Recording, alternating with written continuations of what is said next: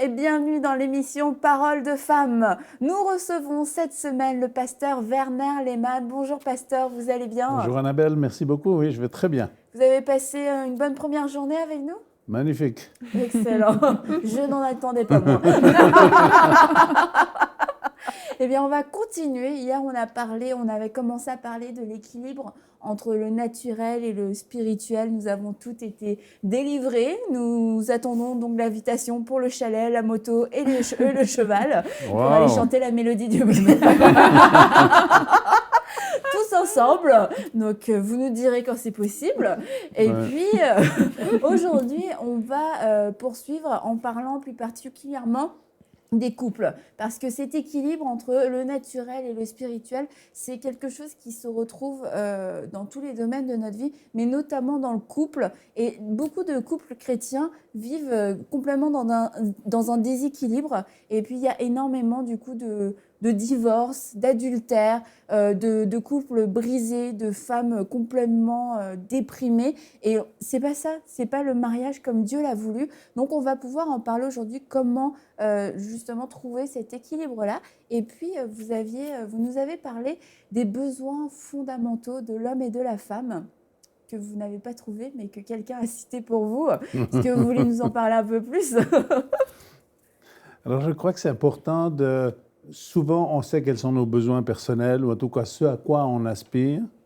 Et souvent, c'est autant du côté de l'homme que de la femme, il y a des frustrations parce qu'on dit « Ah, mais je ne suis pas rejoint de mon besoin, etc. » Et c'est intéressant de voir des thérapeutes, psychologues au niveau matrimonial qui ont réfléchi en disant « OK, ils ont défini un tout petit peu, c'est évidemment une généralité, ça ne rejoint pas forcément tout le monde, mais qui ont défini un tout petit peu quels sont les 5 besoins fondamentaux de l'homme et les 5 besoins fondamentaux de la femme. » Et d'une façon naturelle, on est quand même souvent centré sur soi-même, et puis on se dit « Mais mon besoin à moi, c'est ça. » Mais je crois que le mari devrait un peu plus se préoccuper du besoin de son épouse, et puis l'épouse devrait un peu plus s'occuper du besoin du mari.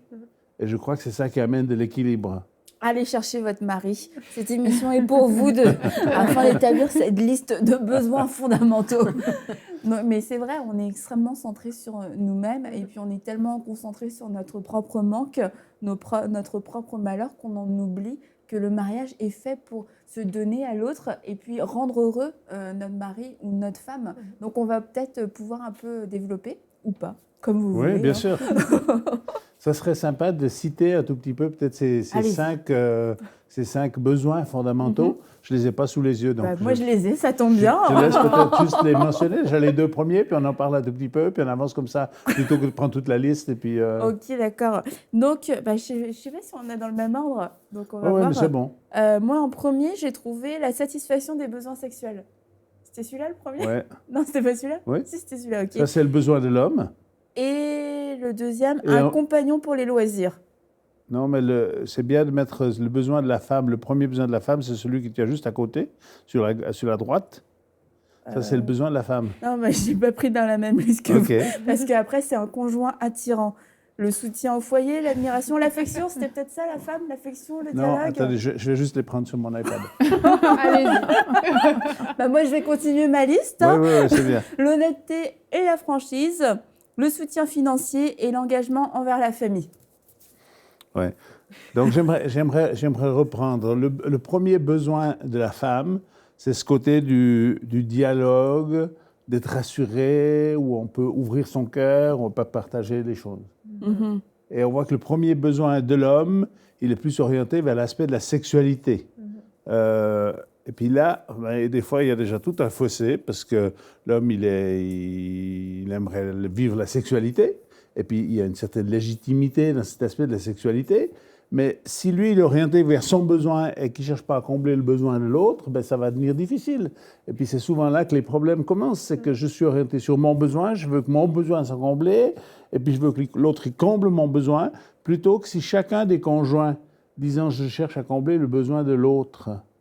Et puis ça implique évidemment de dialoguer. Je crois que la grande clé à la réussite d'une vie de couple, c'est qu'on dialogue, c'est qu'on puisse se parler, c'est qu'on donne à l'autre le droit d'être simplement qui il est, et de ne pas dire, tiens, il faut que je formate l'autre pour qu'il corresponde à mon besoin à moi. On n'est pas juste des instruments ou de la matière, on est des êtres humains, et on a droit au respect, et puis à ce dialogue, et puis dire, mais moi, mon besoin fondamental, il est là. Et si on n'est pas rejoint dans ces besoins fondamentaux, c'est sûr que ça commence les scènes de ménage, commencent les tensions, commencent les disputes, qui font finalement que de détériorer tout ce qui va venir par la suite.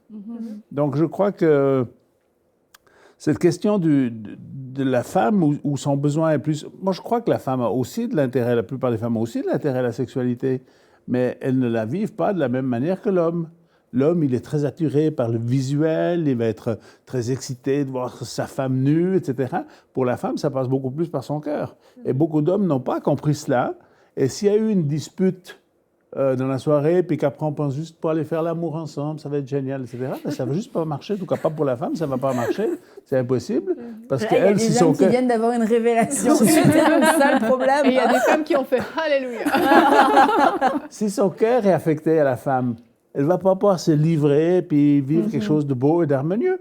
Et puis, quand même, si on vit la sexualité, j'aimerais juste quand même le rappeler, ça semble être une réalité fondamentale, mais c'est quand même pour que chacun puisse jouir de la sexualité. Et ce côté où on vit une sexualité, où il n'y a pas de jouissance, où il n'y a pas de plaisir, où on subit, ben, c'est impossible que ce soit quelque chose qui tienne dans le temps. C'est juste impossible.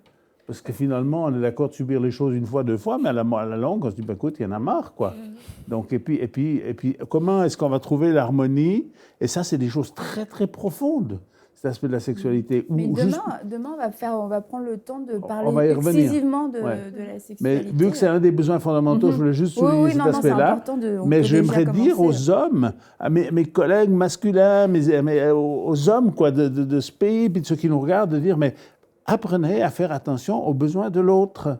Mais j'aimerais aussi dire aux femmes, prenez conscience que le besoin fondamental de l'homme, il n'est peut-être pas exactement là où vous avez le vôtre. Et quand on prend conscience de cela, alors je crois qu'on peut faire un pas chacun dans une direction, et puis on arrive à se rejoindre, et puis les choses peuvent se passer de la bonne manière. On passe à l'action. Ouais, c'est ça. C'est important ce que vous dites, parce que c'est vrai qu'on veut souvent transposer nos besoins sur l'autre. Et ça crée en fait un immense fossé, parce qu'on se dit, par exemple, la femme veut communiquer. Alors elle va communiquer avec son mari, son mari est frustré, mais elle ne va pas comprendre pourquoi, parce qu'elle est très épanouie dans ces temps de communion, de communication, etc. Et à l'inverse, l'homme va vouloir la sexualité, va vouloir un rapprochement physique, et puis il ne va pas comprendre que sa femme puisse ressentir une frustration, parce que lui, il est comblé dans son besoin. Et ce que vous dites par rapport au fait de vouloir formater l'autre, de vouloir qu'il soit comme nous, c'est vraiment important, je pense, parce que les gens n'ont peut-être pas compris cette différence qu'il y a. Et Dieu nous a créés différents, avec des besoins différents. C'est Dieu qui l'a voulu, puis c'est une bonne chose. Mais quand on veut à tout prix faire rentrer l'autre dans une boîte, c'est là qu'on se heurte à des conflits, à des disputes, parce que il y a forcément un ou l'autre qui va être frustré, donc forcément ça ne marchera pas. Et puis peu à peu, on s'éloigne, et puis on se dit, de toute façon, il ne me comprend pas, de toute façon, elle ne me comprend pas. Puis c'est comme une espèce de fatalité, et puis ça fait des couples en fait, qui partent un peu à la dérive. Moi, je trouve très intéressant ce que tu partages, et puis je crois que c'est ce côté de dire, tiens, on peut s'entraider. Moi, je venais d'un arrière-plan.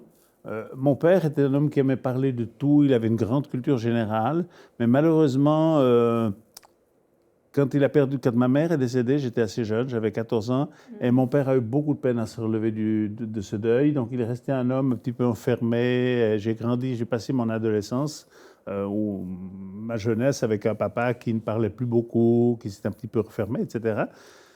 Après, vous rentrez dans le mariage, et puis, quand vous êtes, ce qui était mon cas, hein, moi je ne travaillais pas dans un bureau avec du monde, vous êtes presque toute la journée seul, vous êtes, le matin vous êtes avec vos bétails, le jour vous êtes dans les champs, etc. C'est pas là que vous développez le plus grand dialogue. Hein. Les vaches parlent... Il y a très peu de désaccords en plus. Elles parlent une langue qui est difficile à comprendre. Non, les animaux comprennent tout, je tiens juste à le dire. Oui. Les animaux comprennent tout, et certains animaux en particulier. Les chiens et les chevaux sont probablement parmi les animaux les plus sensibles. Ouais. Donc, j'ai entendu Aurélie. Vous leur parlez, ils comprennent. Enfin, presque tous les animaux comprennent très, très bien, ils ressentent ce qui se passe, etc. C'est d'ailleurs assez impressionnant. On pourra faire une autre émission sur les besoins fondamentaux des animaux. J'aimerais dire que ce que je voulais dire, c'est que l'homme a aussi besoin de l'aspect du dialogue. Mais et mon épouse, personnellement, elle m'a beaucoup aidé dans ce domaine-là. Parce que moi, quand je suis rentré dans le mariage, je ne parlais pas beaucoup.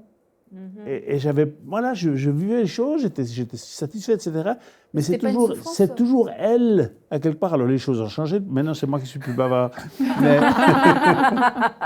Mais c'est elle qui venait, puis elle venait parler avec moi, et puis elle me posait des questions, etc.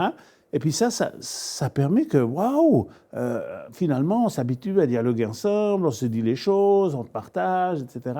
Et puis je crois que ça, c'est juste quelque chose de génial. Mais c'était une souffrance avant pour vous de ne pas parler ou Non, c'est juste du que tout. vous ne saviez pas que ça pouvait être différent finalement? Mais je crois qu'on s'habitue dans le milieu dans lequel on vit et on grandit. Hein, on est occupé, vous savez, vous ne pensez pas en disant, il me manque ceci ou cela, vous travaillez, vous bossez, vous parlez à vous-même, vous parlez au Seigneur un peu.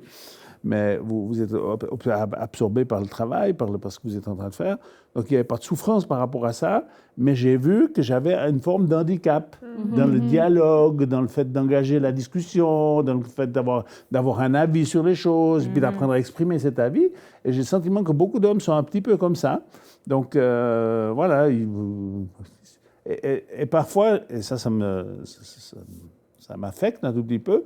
Je vois que parfois, à l'extérieur, au bureau ou ailleurs, ils ne sont pas capables de prendre du temps pour parler avec la secrétaire, etc. Mais à la maison, on n'a pas le temps de parler avec son conjoint, avec son épouse. Et puis ça, je trouve que c'est dommage. Est-ce que vous avez peut-être aussi un conseil à donner à certaines femmes parce que votre femme vous a comme appris à dialoguer, apparemment, elle a été patiente et puis ça a pris le temps que ça a pris, mais vous avez juste appris à communiquer au fur et à mesure. Mais il y a peut-être des femmes, quand le mariage commence, bon, tu penses quoi? Oh, je sais pas.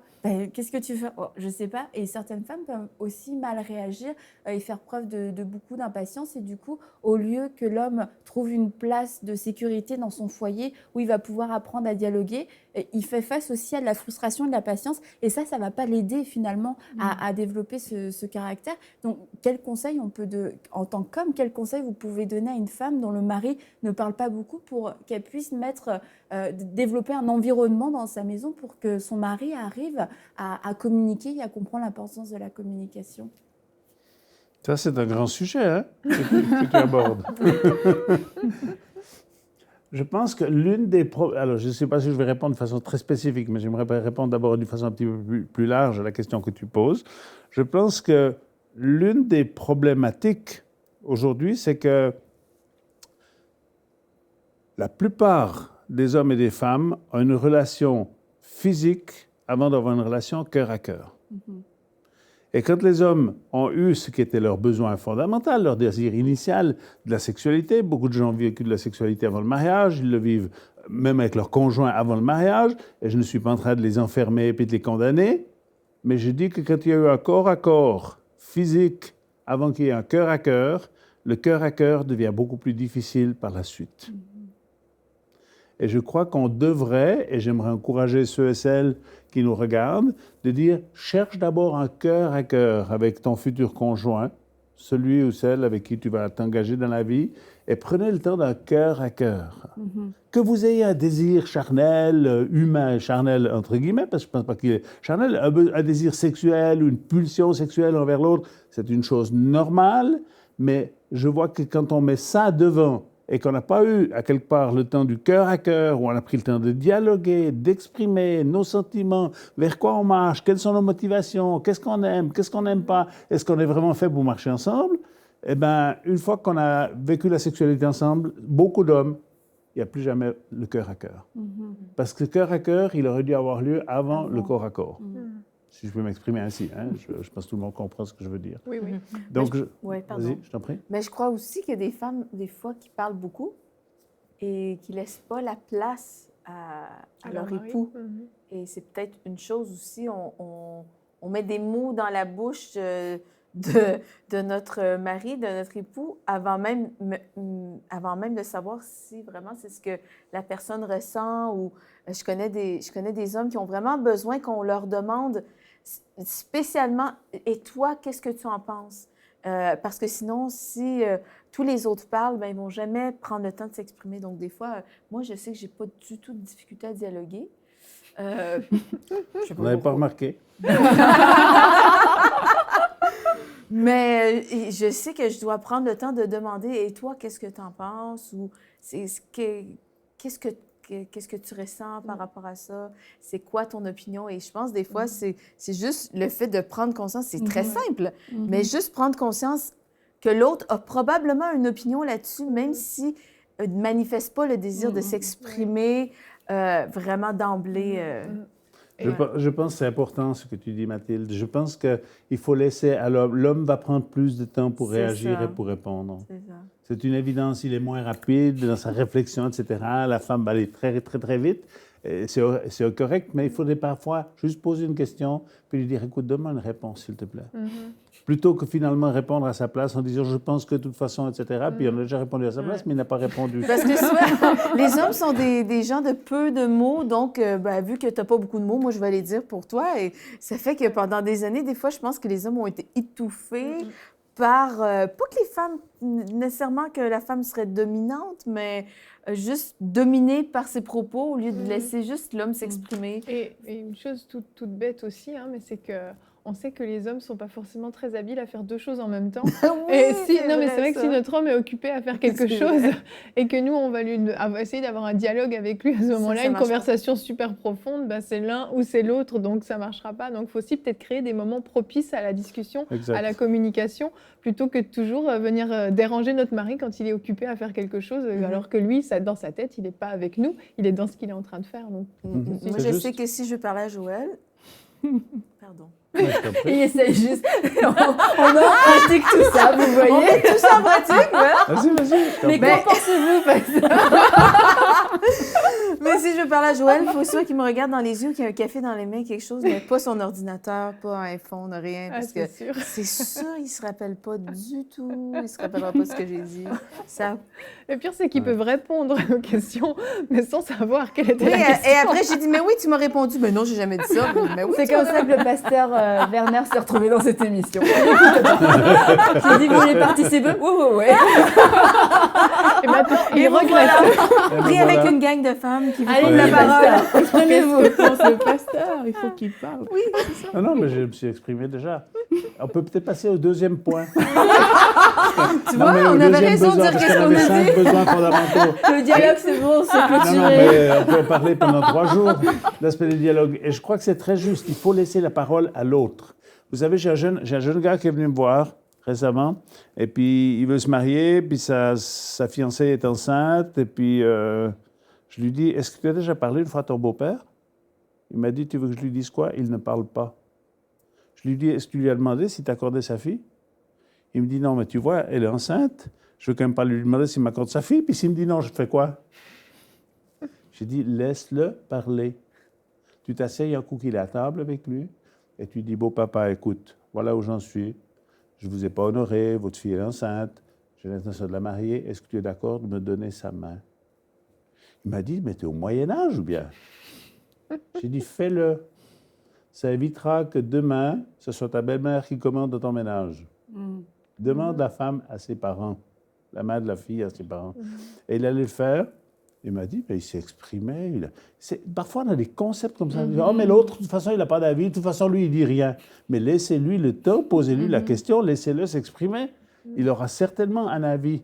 Mais parfois, effectivement, je crois que c'est très juste ce que tu dis. Je crois que l'homme, parfois, il est concentré sur un truc, il est occupé, etc. Ce n'est pas le moment d'aller poser des grandes questions sur l'existence, mais je crois qu'il y a d'autres moments où il faut le faire parler. Et parfois, plutôt que de répondre à sa place, posez une question et attendez qu'il réponde.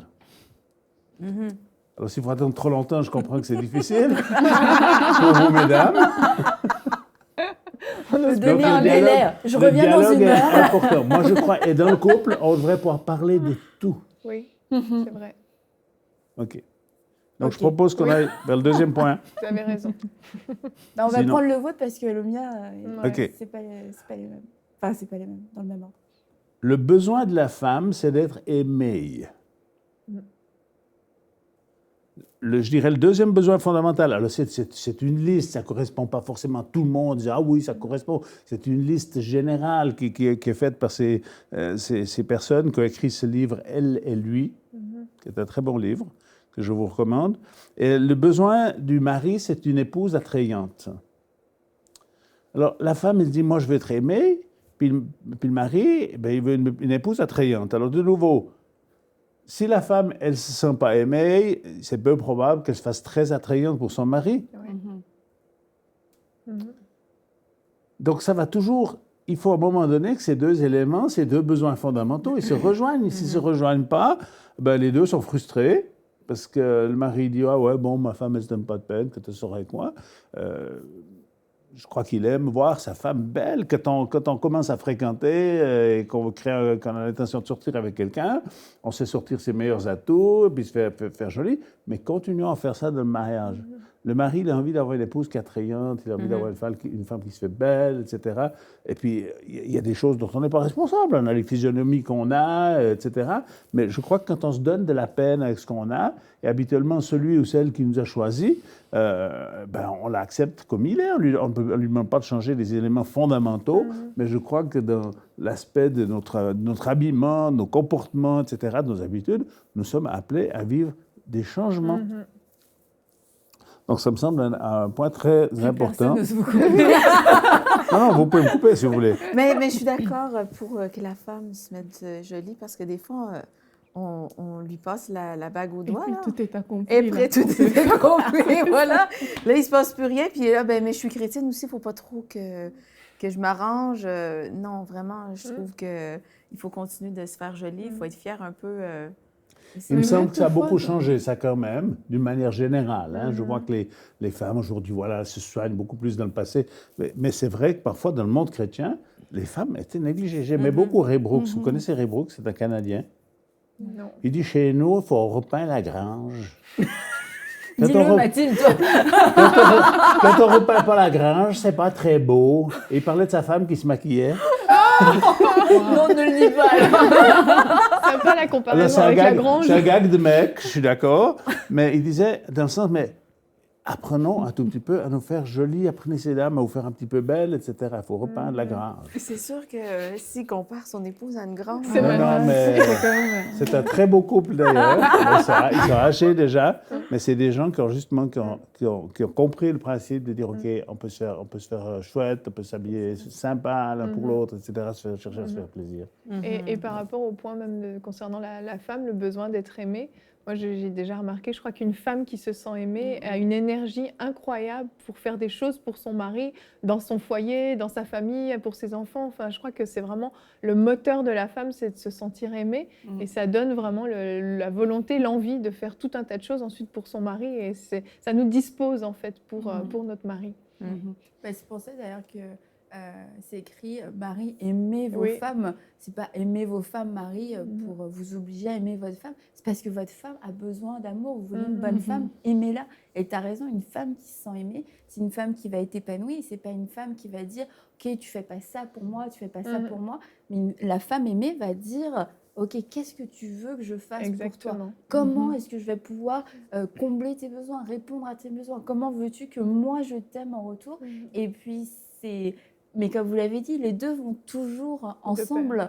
Mais ceci dit, en tant que femme, on peut vraiment le témoigner, c'est un besoin fondamental qui va faire des miracles. Vraiment. Je pense d'ailleurs que la raison pour laquelle... Parce que c'est intéressant de voir dans Éphésiens 5 où il est demandé au mari d'aimer sa femme et il est demandé à la femme de se soumettre. Aujourd'hui, c'est plus très populaire de dire ça. Hein, parce que... C'est populaire dans Parole de femme. Mais pour quelle raison les choses sont tournées de cette manière-là? Je pense personnellement que la raison pour laquelle Dieu demande à l'homme d'aimer, c'est parce que ça n'est pas très naturel à lui. Et ça lui serait plus naturel finalement de se soumettre et puis de laisser l'autre gérer l'affaire.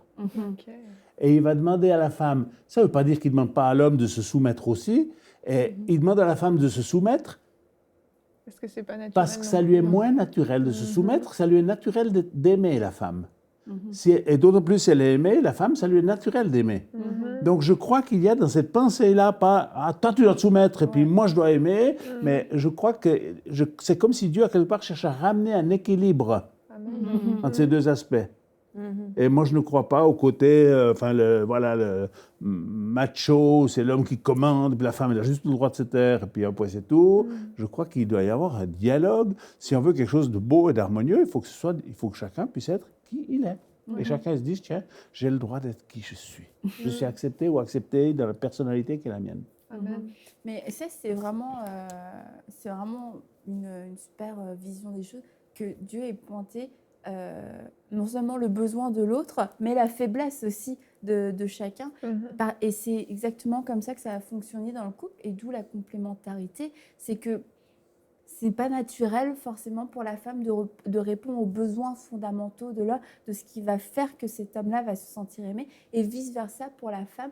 Et la manière dont Dieu a organisé les couples, donc dont Dieu a organisé la famille, l'ordre qu'il a mis, c'était justement pour nous aider. Et puis, si on n'a pas cette volonté personnelle de le faire, si on aime le Seigneur, on va se mettre devant Dieu et on va dire, moi je veux que ma famille, que mon couple fonctionne comme toi tu l'as prévu, et on va accepter justement de se soumettre à la parole de Dieu. On va accepter aussi que Dieu puisse faire un travail en nous pour développer ces attributs-là. Parce que je ne peux pas être une bonne épouse si dans mon cœur je refuse de me soumettre, peu importe si mon mari m'aime, peu importe si mon mari est bon, mais si dans mon cœur je dis non, moi je refuse ça, je refuse en fait non seulement le conseil, mais l'instruction que Dieu m'a donnée si je veux marcher dans un mariage épanoui. Oui, mais je suis d'accord en partie. Mais l'émission se termine bientôt. L'une des questions, moi je crois que c'est côté tu dois te soumettre même si tu n'es pas aimé. Et à un moment donné, il y a une limite qui est atteinte. Moi, je crois que c'est relativement facile de se soumettre si on se sent aimé et honoré. Mais s'il n'y a pas... Et d'ailleurs, il ne commence pas en disant à la femme de se soumettre, il commence à dire au mari d'aimer. Et il donne... Et c'est intéressant de voir, ça mériterait un développement, mais il dit comme Christ a aimé l'Église. Et à la femme de se soumettre comme l'Église est soumise à Christ. Moi, je trouve que Dieu nous a laissé il a laissé à l'Église énormément de liberté. Oui. Donc, pourquoi on veut contraindre l'autre en disant, vu que j'ai l'autorité, maintenant tu vas te soumettre, puis c'est moi qui cause, puis c'est moi qui ai raison, etc. C'est impossible. L'émission va se terminer. J'aimerais mentionner les 3 autres besoins fondamentaux de l'homme et de la femme. Le 3e besoin fondamental de l'homme, c'est une compagne pour ses loisirs. C'est très surprenant, mais le mari aimerait avoir quelqu'un qui l'accompagne, qui s'intéresse à ce qu'il fait. Mais là, de nouveau, je pense qu'il doit y avoir un dialogue, il doit y avoir un échange. Le 3e besoin fondamental de la femme, c'est l'honnêteté et la franchise. Et parfois, les hommes sont un peu cachotiers et ne disent pas ce qu'ils devraient dire à leur conjoint. Je crois que la femme, si elle est rassurée, il n'y a pas de souci, mais si on lui cache des choses, s'il y a du mensonge, etc., ça va tout rendre compliqué. Le 4e besoin de l'homme, c'est le soutien du foyer. Et puis pour la femme, c'est plus la côté sécurité financière. Et là aussi, il y aurait besoin de dialogue au niveau des finances. Ça pourrait être une émission en elle-même. Et puis l'homme, le 5e besoin de l'homme est identifié comme étant, il a besoin d'être admiré. C'est pour ça que je m'entoure de 4 femmes. Qui vous en avez pas placé une. Et puis, le dernier besoin de la femme, c'est l'engagement envers la famille. Ça, c'est le dernier besoin de la femme. Donc, j'aimerais vous encourager, chers auditeurs, à être attentifs à ces besoins et à chercher à vivre ces choses de façon belle et équilibrée. Parce que la vie peut être belle, la vie du couple peut être belle. Et si vous avez échoué, il y a toujours moyen de retrouver le chemin. Amen. Et bien, merci beaucoup, pasteur. On se retrouve demain pour une prochaine émission de Paroles de femmes et on va parler de sexualité. Donc, reprenez encore votre mari, ça va l'intéresser. Et on se dit à demain. Envoyez-nous votre témoignage à parolesdefemmes@enseigne-moi.com.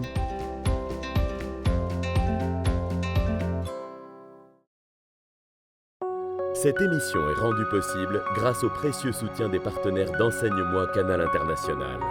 Retrouvez tous nos programmes sur enseigne-moi.com.